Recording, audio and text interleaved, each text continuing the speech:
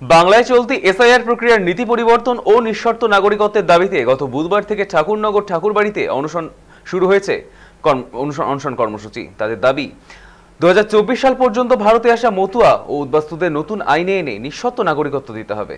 বুধবার বড়মা বীণাপানি দেবীর ঘরের সামনে মঞ্চ বেঁধে অনশনে বসেন মমতা ঠাকুরের অল ইন্ডিয়া মতুয়া সংঘের সাধু, গোসাই ও দলপতিরা।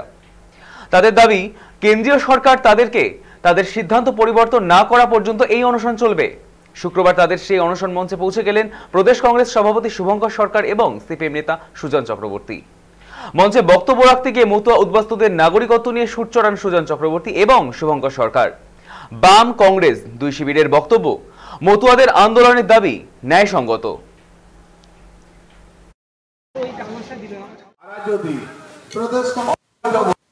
সরকার স্বাগতম স্বাগতম স্বাগতম। প্রদেশ কংগ্রেস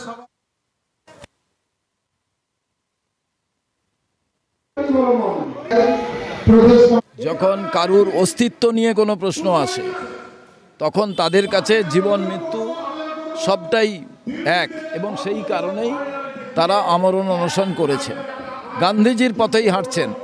তারা বোঝাতে চাইছেন সরকারকে যে সরকার তুমি বোঝো, সরকার তুমি তোমার পথ পরিবর্তন করো। বিজেপির এমন একটি দল আরএসএস বিজেপিকে সামাজিকভাবে বয়কট করা উচিত।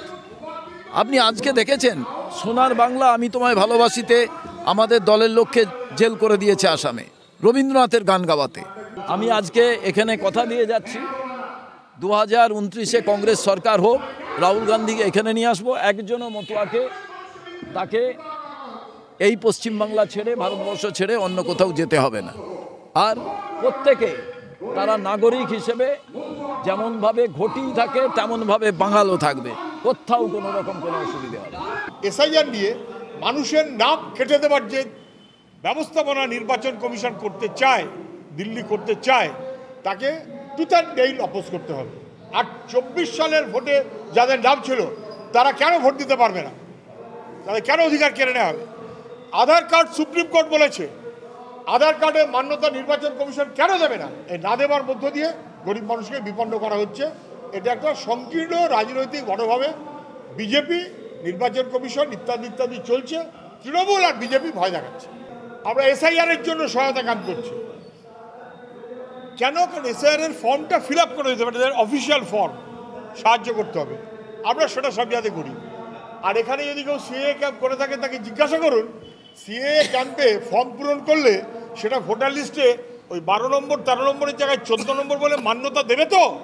যদি দেয় আমি সবাইকে বলবো সিএ ক্যাম্প ফর্ম পূরণ করুন। যদি না করে তাহলে অযথা লোককে ঠকাচ্ছে কেন? 800, 1000 টাকা, 1200 টাকা করে নেবে, নিয়ে একটা সিএ এর লিস্ট করবে।